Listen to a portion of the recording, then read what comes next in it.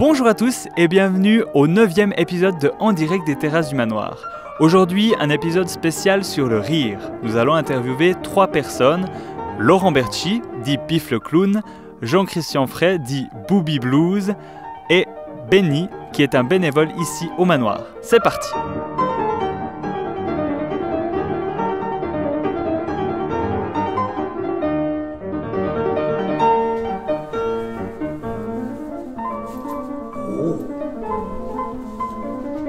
Beau gosse.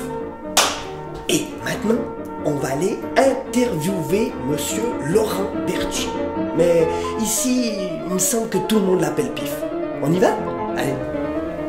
Et nous y voilà. Monsieur Bertschy, ou bien devrais-je dire Pif? Je vais dire Pif. Les murs du manoir m'ont susurré à l'oreille que vous êtes jamais de mauvaise humeur. Et même que votre rire est contagieux. Mais dites-moi, c'est quoi votre secret? Jamais de mauvaise humeur. Jamais de mauvaise humeur, ça c'est déjà un principe de base. La barre est assez haute. Eh bien, 17 ans de partage avec les résidents, avec leur famille, avec le personnel. Je veux dire, c'est que du bonheur. On peut avoir que le sourire. Si les murs du manoir pourraient raconter, ils raconteraient des belles histoires de vie. Parce qu'ici, on mange, on boit, on s'engueule, on se raconte des secrets, mais ici, on rit beaucoup aussi. Parce qu'au manoir, on est dans le vrai. Quand on rit de bon cœur. Tiens, vous me faites déjà sourire, parce qu'on dit que le rire est un petit peu votre philosophie. Mais ma question est la suivante. Est-ce qu'on peut rire de tout? Hein? Alors, moi, quand je me réveille le matin, déjà, j'ai le sourire. Mais quand je me couche le soir, j'ai aussi le sourire. Maintenant, la question, est-ce qu'on peut rire de tout? À mon avis, on peut rire de tout, avec tout le monde, tant qu'on reste dans le respect. Dites-moi. On m'a dit que, durant vos animations, les résidents retrouvent leur âme d'enfant. Mais comment faites-vous? Alors pour mes animations, je peux vous parler de mes promenades, car tous les mardis, on part à l'aventure.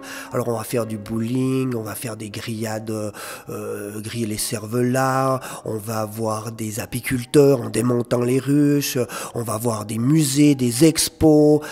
Chaque mardi, on se fait plaisir en découvrant quelque chose d'autre.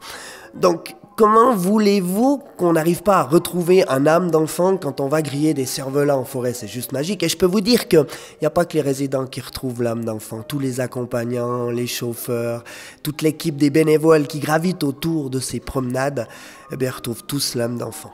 Sans idée à la minute. Mais comment vous arrivez à gérer toutes ces idées et à les mettre en pratique dans une institution?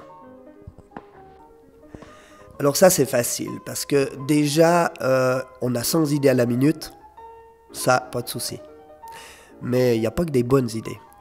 Donc, souvent, je dors 1-2 nuits dessus, et puis après, il n'en reste plus beaucoup. Et là, on a une direction qui est juste extraordinaire, qui nous fait confiance et qui nous laisse vraiment nous épanouir. Et avec ça, je veux dire, ils ont un retour juste merveilleux. On est beaucoup à l'écoute des résidents, parce que c'est les résidents qui nous donnent les idées de base pour réaliser toutes ces animations.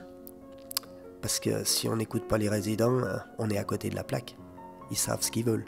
Et dites-moi, Pif, d'après vous, prend-on assez de temps pour rire au manoir? Au manoir, vous vous en êtes rendu compte, c'est une grande famille, puis comme dans toutes les familles, on se fait des farces, on se fait des gags. Et vu qu'on parlait des murs du manoir, alors les murs du manoir pourraient vous raconter bien des gags, puisque on s'est eu retrouvé l'équipe d'animation à appeler les pommes de terre parce qu'on avait perdu un pari avec les résidents.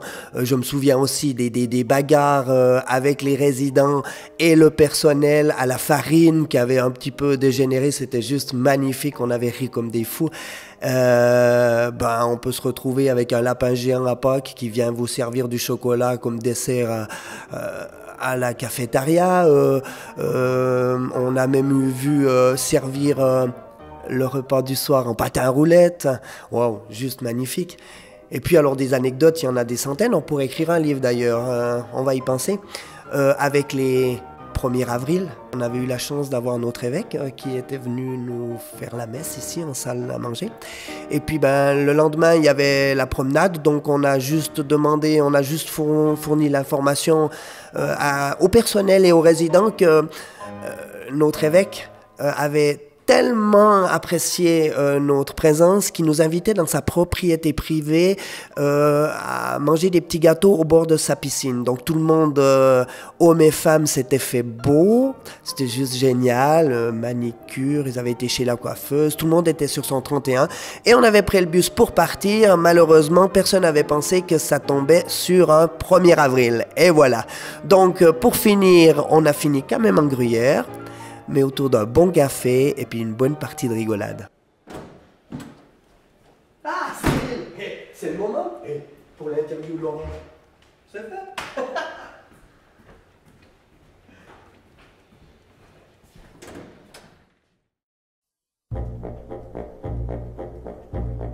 C'est par là. Attention à la tête. Bonjour. Je peux rentrer? Et je vous amène des collègues. Regardez voir qui c'est qui arrive. C'est carnaval, Ouais. le numéro. Monsieur Fred, est-ce qu'on peut voir cet accordéon de légende? Ouais, Vous pourriez nous montrer cet accordéon de légende? c'est qui j'avais avant. Ouais. J'ai Il n'y a plus? liquidé. Oh non, c'est pas vrai. Mais vous avez un autre ou bien? Non, je joue plus. Vous avez arrêté de jouer? Mais ils vont faire quoi toutes les fans? J'ai arrêté. Bon, alors on va voir maintenant l'accordéon. J'ai les deux. Ouais, vous nous le montrez?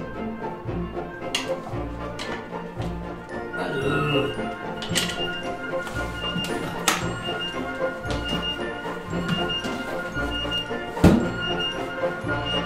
ça c'est des partitions.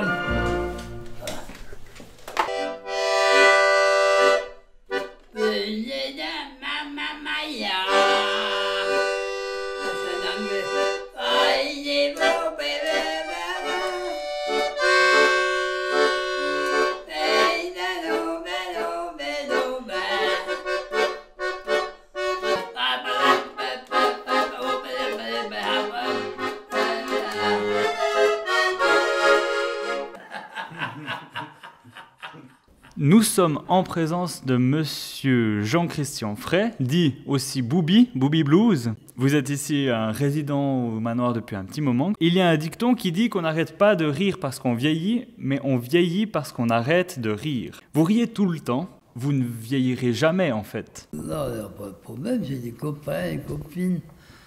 Des fois, je vais draguer dans la cuisine, partout l'école, quoi. Ils rigolent souvent. La vie en EMS, elle n'est pas toujours facile, elle n'est pas drôle non plus tous les jours. Où c'est que vous allez puiser, vous, votre bonne humeur? Moi, j'ai toujours été comme ça. À la maison, comme ça. Surtout avec Laurent. Alors, on a toujours des conneries, puis après, moi, j'ai obligé de rigoler. Bah oui, j'ai ma frangine qui est là. Alors, des fois, j'envoie une connerie. Et puis après, elle me dit, t'en as pas encore une comme ça. Et elle m'a dit, c'est n'importe quoi. Je dis, ben, ça fait rien. Ça joue. Et comment vous voyez l'avenir avec les nouveaux bâtiments? Quand on inaugurera, moi je vais plus du tout là, deux, trois morceaux. Vous êtes un pilier ici au manoir, comme vous m'avez dit, ça fait 5 ans que vous êtes ici. L'ancien directeur, il m'a dit c'est le syndic du manoir. Je lui ai dit, il ne faut pas me dire ça, parce que je repars. Est-ce que vous avez une anecdote depuis le début des constructions qui vous a fait rire? J'ai travaillé chez eux à un moment. J'ai dit ça, ils sont en train de préparer un bar pour moi en bas. au rez-de-chaussée. De manière générale, vous trouvez que la bonne humeur est bien présente au manoir? Vous n'avez pas à vous plaindre de ça, en tout cas? Non, on ne me plaint pas du tout. Ils n'ont qu'à faire comme moi, et puis on rigole. Merci pour cette interview et merci pour votre bonne humeur. On vous souhaite une excellente journée. Nous sommes en présence de Benny, jardinier bénévole ici depuis 23 ans. À 81 ans, vous êtes toujours impliqué dans la vie quotidienne du manoir. Vous prenez le temps de discuter avec les résidents, de rigoler. Comment vous voyez votre mission ici au manoir? J'ai commencé en 95 au service technique. Je faisais le concierge, si vous voulez bien.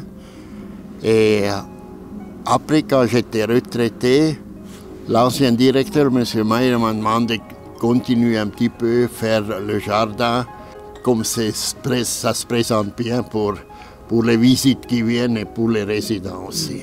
J'ai un grand plaisir de faire ça. Autrement, je dirais, j'étais plus là. Hein? Et les résidents aussi. Et j'ai un monstre plaisir à dialoguer avec les résidents quand ils viennent naturellement. Alors ça les intéresse.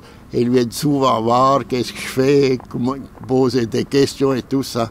Et je prends le temps pour causer avec eux. Vous avez vu passer énormément de résidents et de collaborateurs depuis ces 23 ans. Et quel regard portez-vous sur l'évolution du manoir depuis toutes ces années? Au début, c'est clair, il avait beaucoup de mouvements. Et maintenant encore plus avec tout le personnel et tout ça.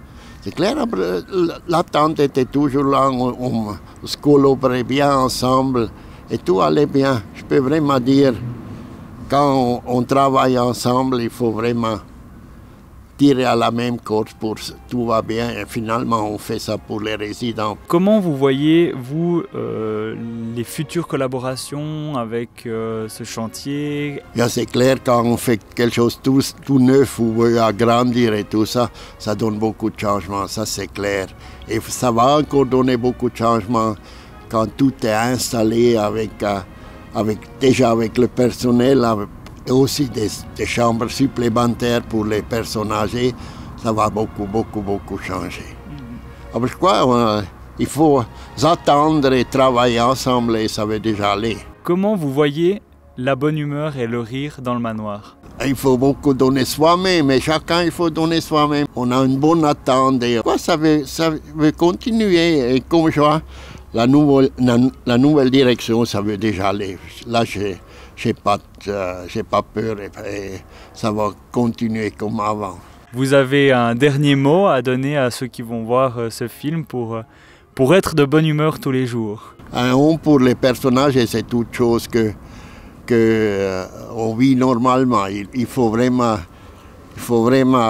les connaître et causer avec eux. Comme ça, ils sont contents aussi et nous, on est contents. Et qu'est-ce qu'on veut de plus? Eh, monsieur frère, la vie au manoir, c'est top!